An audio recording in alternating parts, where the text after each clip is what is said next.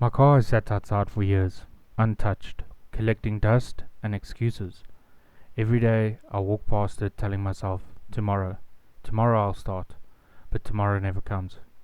But today is the first time I've had the car on my own lift in my own garage since deciding to do the swap. Starting this was the easy part. Keeping the momentum is where I've struggled. Projects like this always start with excitement, then comes frustration, the setbacks, the maybe I bit off more than I can chew. Progress is made by those who push through, one bolt, one lesson, one failure at a time. Because someday this won't just be a project, it'll be a machine that moves, a dream that drives. So sometimes we just need to step back, relook at our outcome, and simplify the process.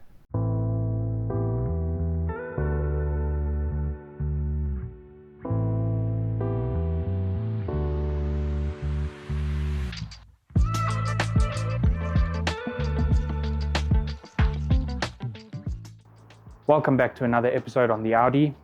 On this episode, we are going to probably finish up all the fabrication that is needed to connect the turbo to the engine.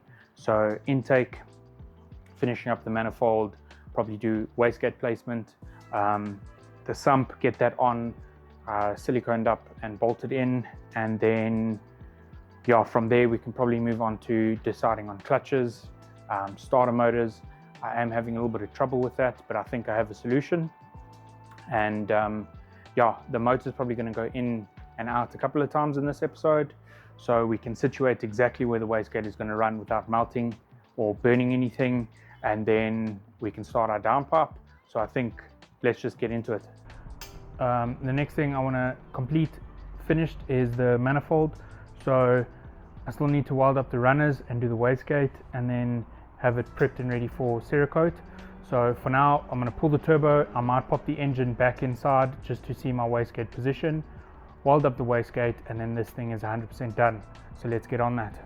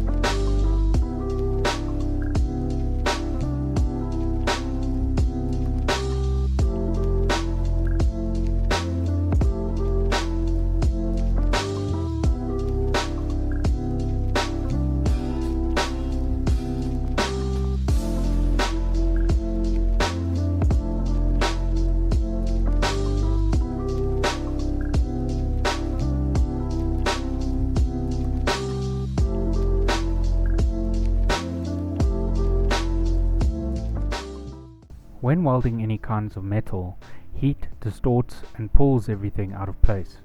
So as mentioned in a previous fabrication video, taking the time to weld up the runners as best as you can while everything is on the engine makes your life a lot easier when you have to split apart all the runners and weld them up fully. This method is typically easier when welding up mild steel, as you don't necessarily have to back perch. When welding up stainless, I do suggest running gas on the inside of the manifold while welding.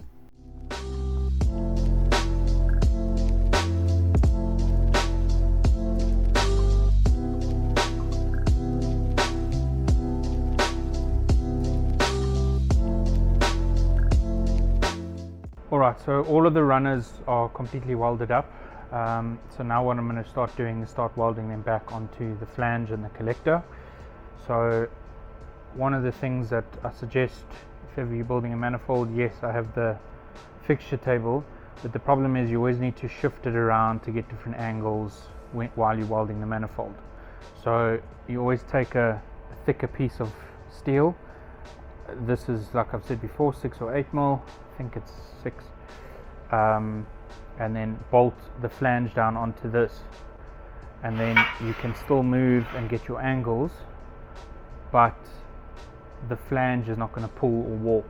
There will always be some sort of distortion when welding, but you keep your risk at minimal.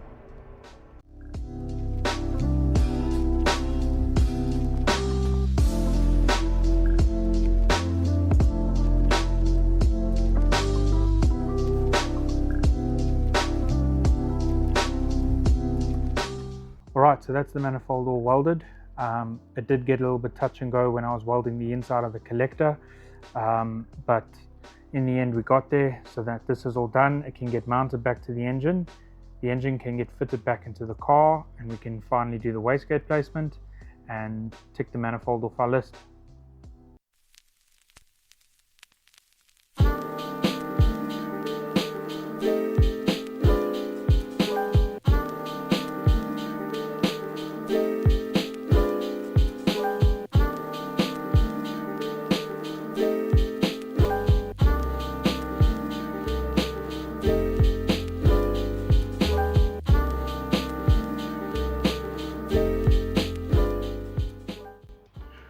Alright, so right off the bat we have a couple of issues. The turbo is touching this backing plate where the windshield wipers and ECU go. And then the second issue is, I think where the oil drain goes into the sump, it might be a little bit too close to the drive shaft. So what I'm probably going to have to do is just pop on the gearbox and then just go from there. I don't really want to do much modification to this plate, but we're probably going to have to because of the size of that comp housing. If need be, I'll just put a little bit of a tunnel just to back it off just a touch, and then the turbo is going to get a heat shield, turbo beanie, whatever you want to call them. So let's get the gearbox in and go from there.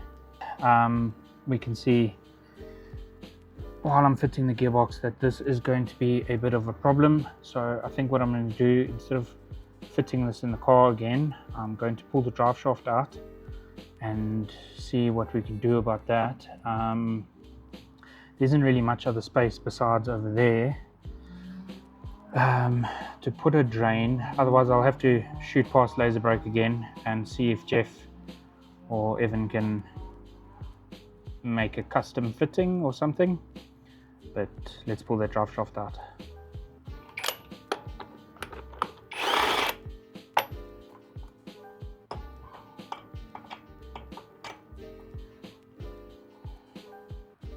Someone needs a new CV.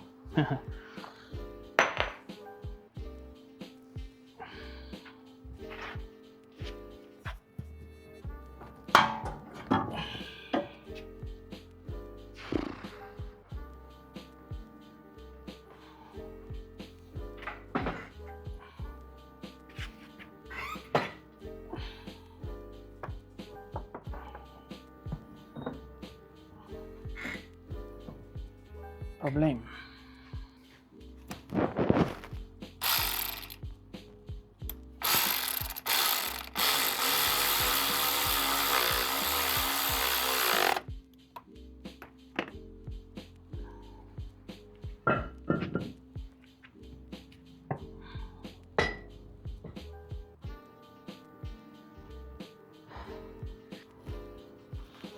Right, so that fitting is directly in the way of the pipe.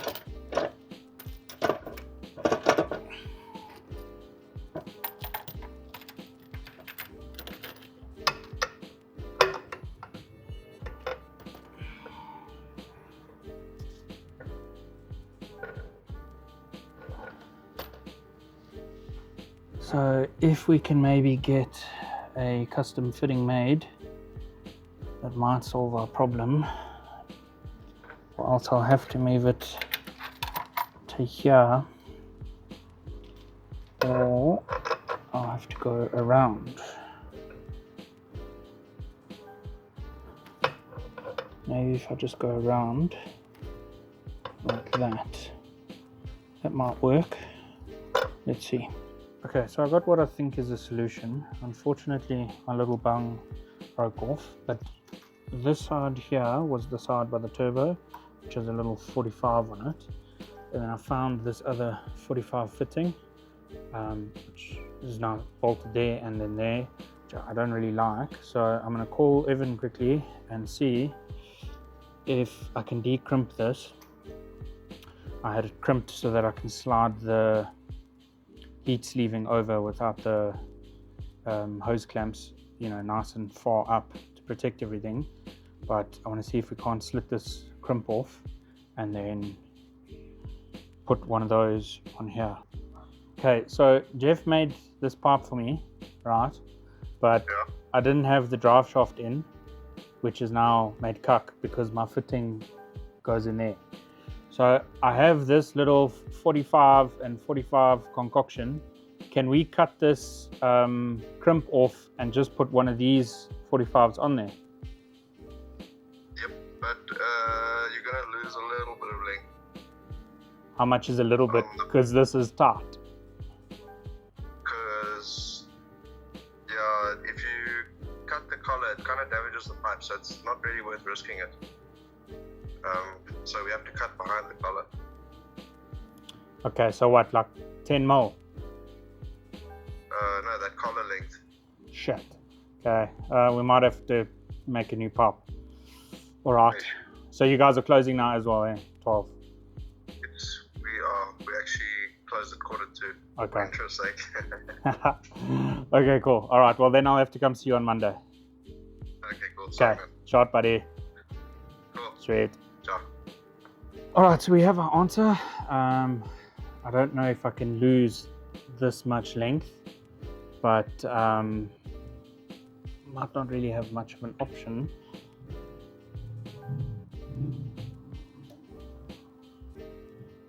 It might be okay. So for now, I'll just use this concoction if I need to remake the pipe, but at least for now we can finish up the sump, and then yeah, I'll just pop it in one more time and see from there. Put the engine in with the gearbox.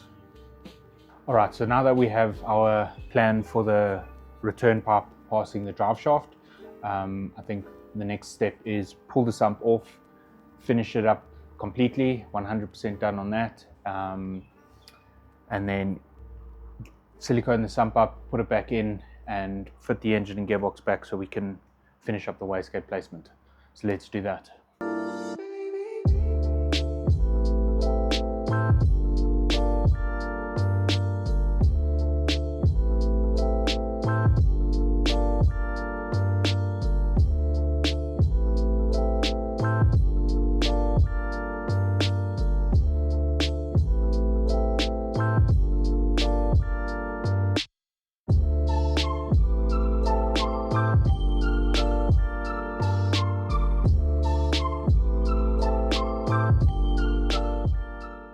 Okay, so we're getting closer to ticking this off the list. I have welded up the bung completely, and then the next thing I did was powder coat it.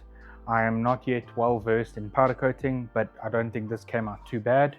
I went with a jet black, which is like a black silver. I'm not sure on the color combos I'm going yet on the car, as far as what color the car is going and the wheels and wada, but most of the aluminium stuff I am going to do in this jet black. So I think the next step for me to do is I'm going to put the window tray back on, get everything that needs to be done, and then we send this back onto the engine.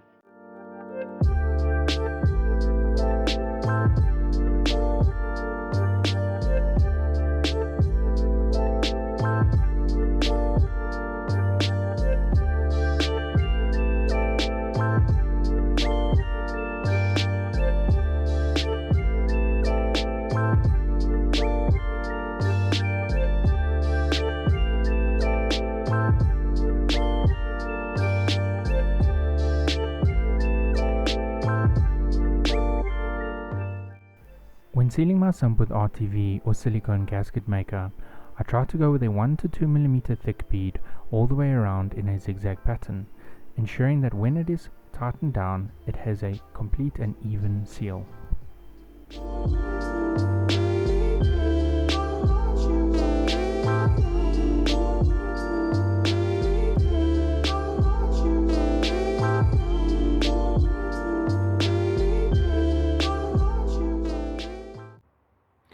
Alright, so we've got the engine in, gearbox is also mounted, so I want to finally get done with this. So the wastegate is probably going to go somewhere in here, which is going to make it very tight for our downpipe. But the reason we have to go this side is obviously I could put it on this side somewhere down there, but the issue we have is we need to take our compressor housing 90 out here.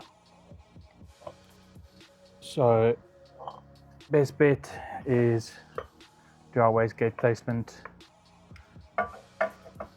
somewhere on the top of the manifold like so, and then the screamer will obviously either come out the bonnet, go full race car, or we'll sneak it down here. But the biggest issue is again downpipe. So I've got, this is 2.5 inch or 63 mil, which I don't really want to run. I do want to run 3 inch or 76 mil, but this seems to fit quite well. Yeah, let's have an attempt at pulling this turbo off while it is in the car and do our wastegate. Okay, now to see how difficult, it's obviously going to be a lot easier because we only have like 2 bolts in, but let's see if my method to building this manifold makes it at least semi-easy to pull out if ever I need to.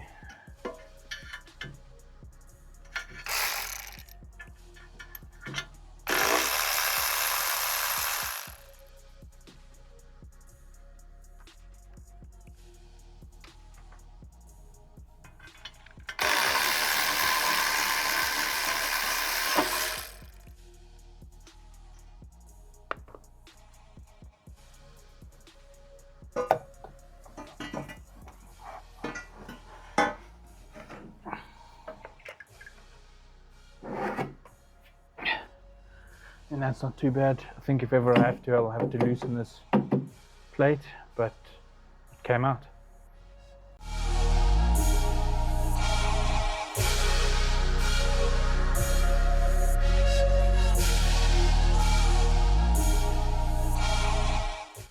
Alright, so the manifold is almost ready to be completely ticked off the list. The last thing I've got to do is just clean up the port. I have already done the wastegate. So when you make a manifold, you obviously want your wastegate in your collector to dump whatever exhaust pressure is on the wheels, so the closest distance. So I've smoothed everything inside here as well, just for good flow. I'll do it over here, but yeah, this is pretty much ready to go for Cerakote. I'm going to put it back on the car so we can do the rest of the mock-up for screamer and downpipe and all of that, and then it can go. So let's fit our wastegate and put it back in.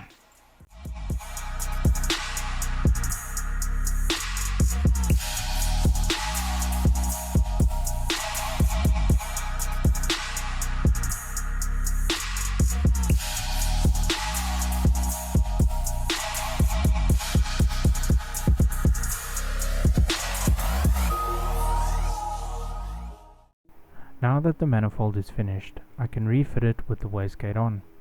Once it is refitted, I can then start doing the downpipe. I'm going with 3 inch stainless steel 304 grade.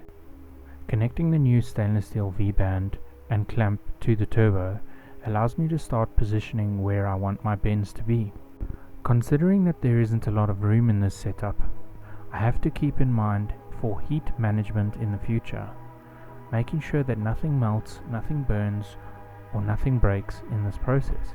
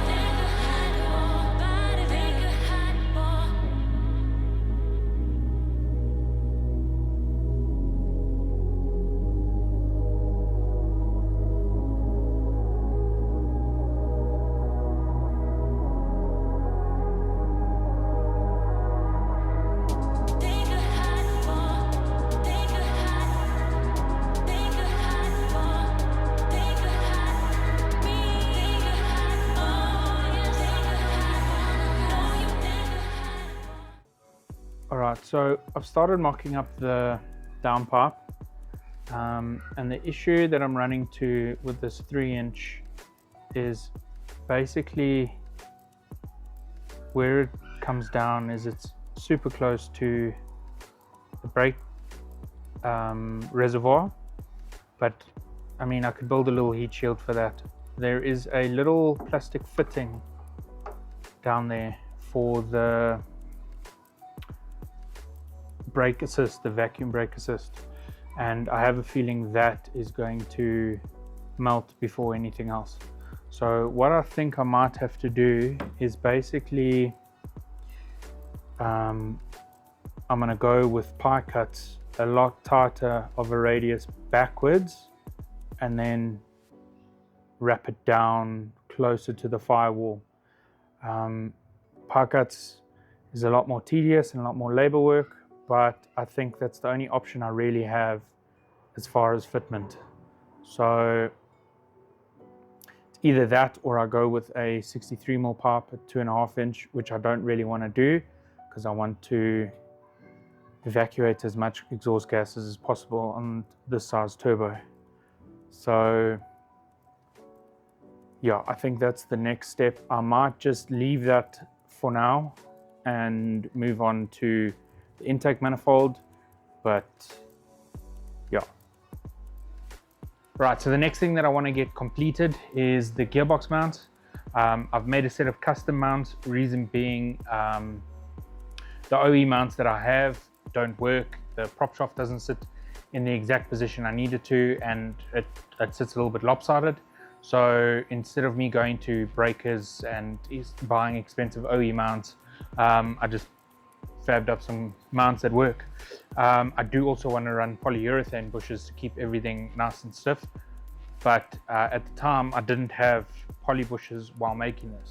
So I 3D printed TPU bushes just to replicate what I needed, and it worked great, but now it's starting to sag on the printed material, which is TPU, and with me doing the downpipe and intake manifold, I want everything in the right position. So I think I'm going to complete this because it's very tight between the firewall and I want to make sure that I don't touch anything. So I want to get this in the right position. I got a set of these. These are basically universal poly bushes, and they work great. They stiffen everything up nicely and they're easy to change and get. So I think I'm going to move on now to getting these in there and powder coated so that can get ticked off the list as well.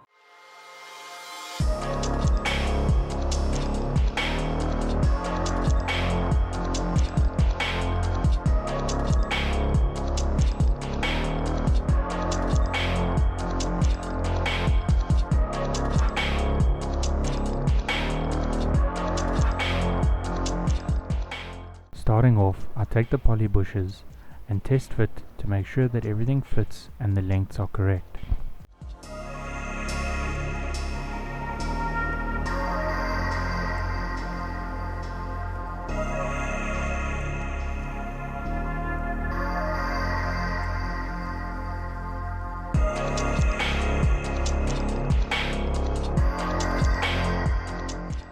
Once I was happy with the fitment of the bushes, I then needed to weld 2 standoffs on the back of the mount. Once this was completed, it was then time for powder coat.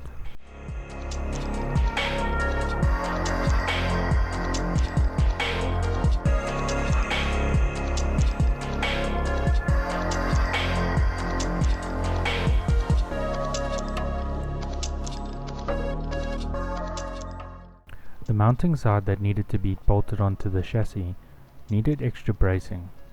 So next up was welding on some bracing plates.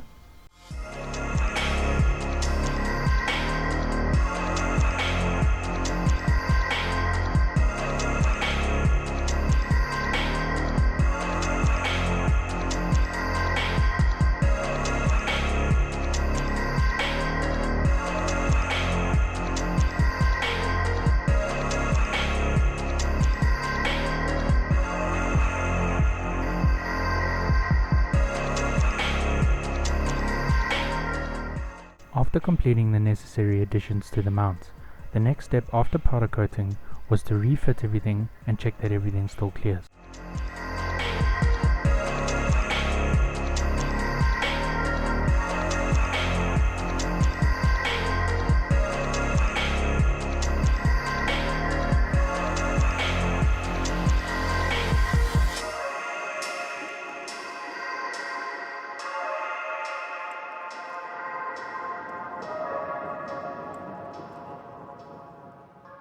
Alright, so everything's coming along nicely. I've just finished up getting the gearbox mount all completed. I do still need to get the correct length hardware. The OE stuff is too long. So for now I just got some temporary bolts in there, but this came out great. I'm not too sure on how tough this powder coating really is, but like I said, I'm not a wizard yet on this stuff. Probably will get better at it and maybe get some better quality powder coating, but for now I'm loving that. Alright, so moving on to the next thing we need to tick off our list is our intake manifold. So I have already built the basic runner structure, the flange that meets the head, and then your plenum flange. So obviously my original goal was to billet machine this section and then make it bolt on and off the plenum so that it's easier to, you know, get it on, off, or make changes, change the flow of it. But budget wise, this is gonna do for now. So what I like to do is have a nice 90 curved at the end. Obviously it's easier and cheaper just to make it flat, but what I find is airflow will then bounce off there and come back, and your sixth cylinder will run a little bit lean, and then I use the same bottom end of the 90 just to curve the first runner, to try not let that one run lean. So your first and sixth, you know, you got to try compensate for that.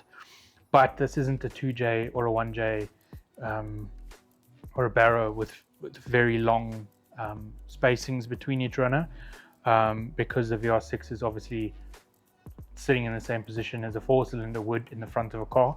They've really designed this quite compact, so you don't really have that much issues with things running lean. So yeah, once I've done with that, basically have a nice little curved plenum set up, and then I can establish throttle body position, and then if my clamp setup for the boost pipes arrive, we can start building boost pipes, but at least we will have the intake manifold done.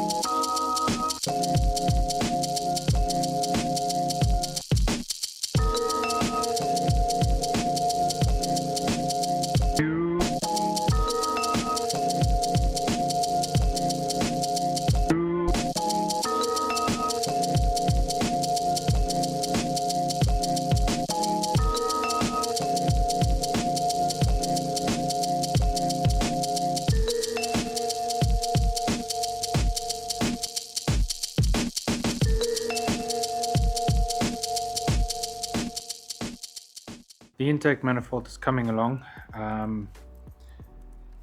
Positioning, the spacing, everything just fits nicely behind the radiator.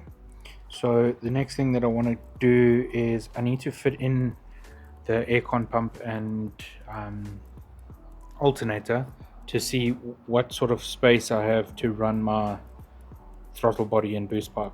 So I think the next thing I'm going to do is just pull the front off and put all that on.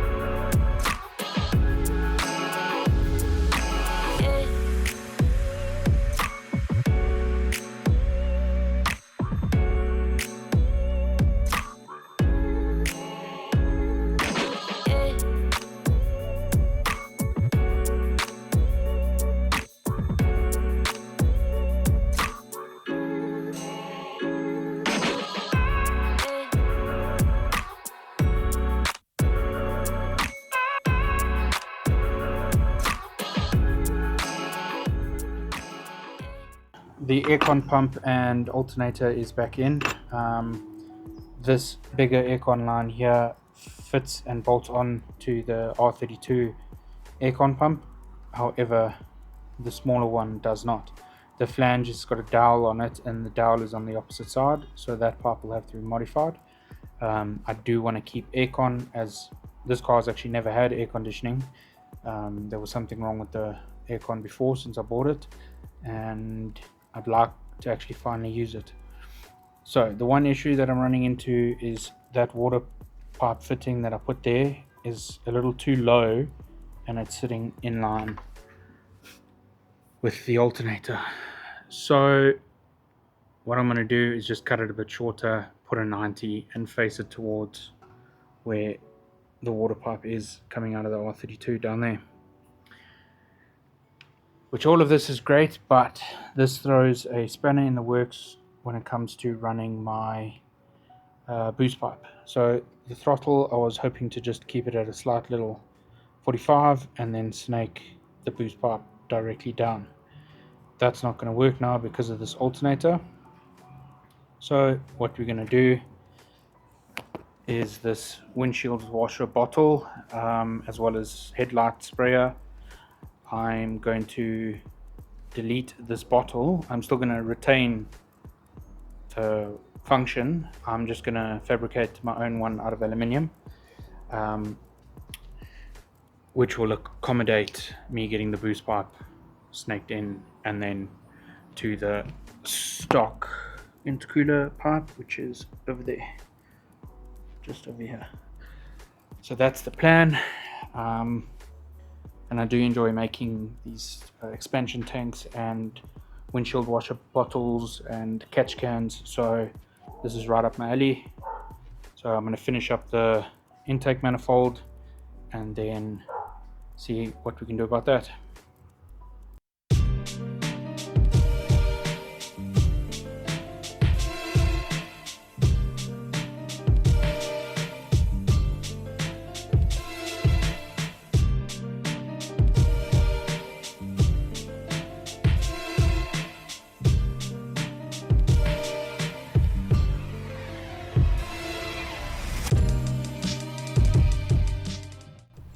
After welding up everything on the intake manifold, the next step I needed to do was make spacer plates for the injector rail on the bottom side. The flange that I used that bolts onto the head was a lot smaller than the OE plastic manifold. So the next step I needed to do was machine down 3 bungs to take up this space.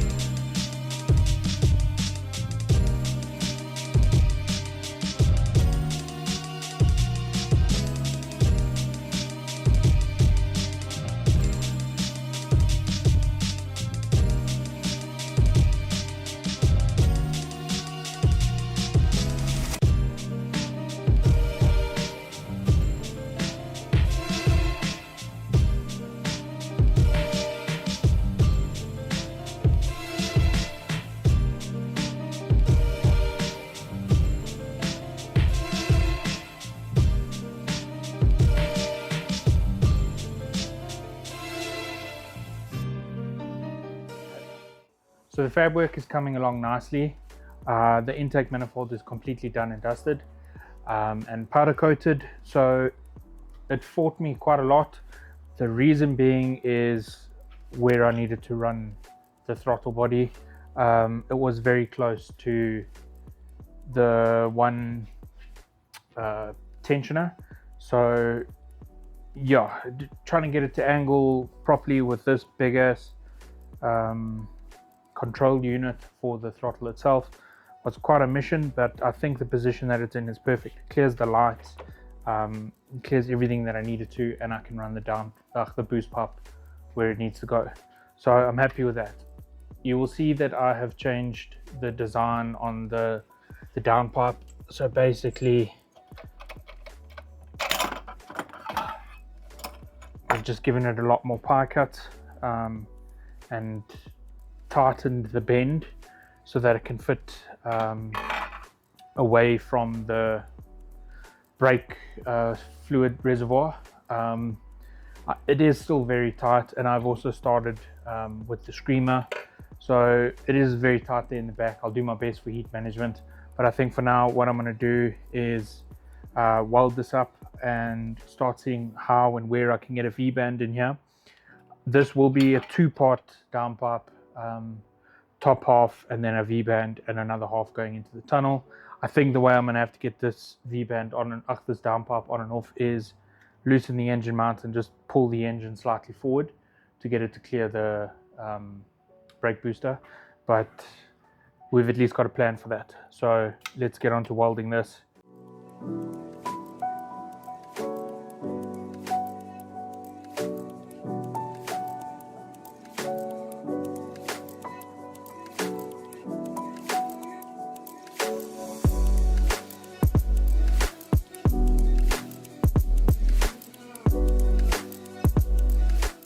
Alright, so the downpipe is welded up, the first stage for now, until I get another V-band. I haven't done much stainless steel TIG welding on thin wall in about a year, so I was a little bit rusty. I also had a bit of contamination issues with my stainless filler rod because it's been standing for so long. I had to clean them all up, but the end product I am super happy with. Let me show you.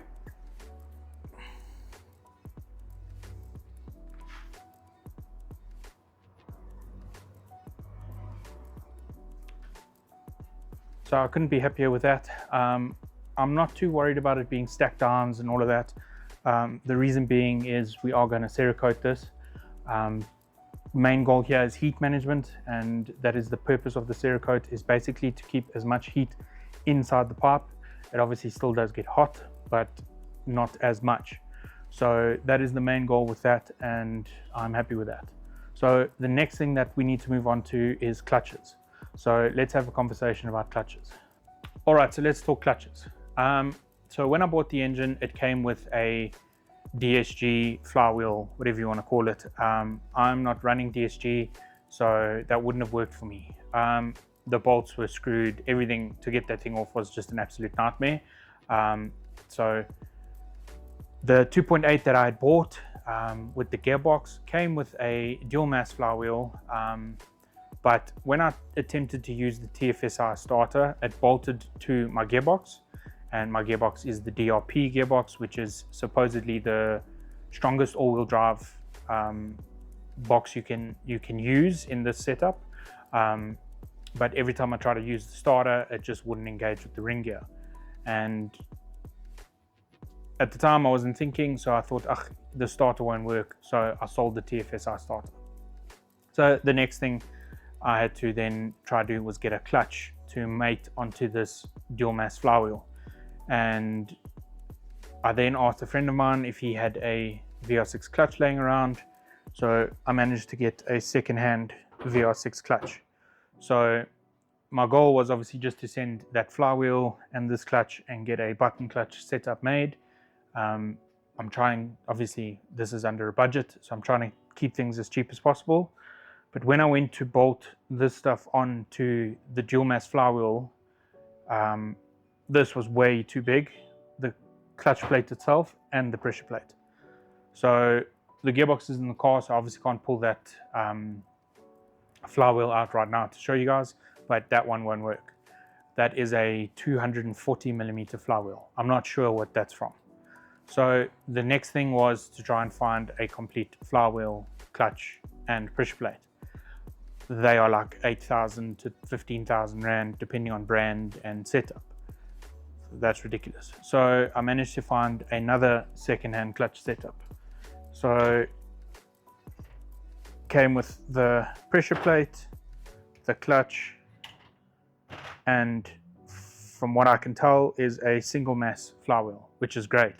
It'll obviously be a lot heavier on the foot and all that kind of stuff, but for what I want to do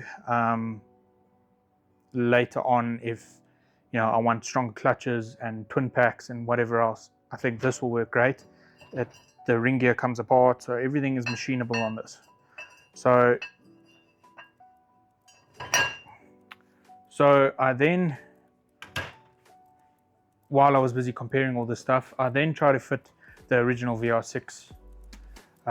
This is obviously from a 12 valve, I assume, clutch to the gearbox. That wouldn't fit. So the input shaft is tiny on this clutch compared to the one on the gearbox. So then I was in a bit of a panic because now I've gotten another second-hand clutch. Is this going to be the same? This came off of a Touran or something like that. I'm not too sure. The guy sent me a picture, but it was like in a field.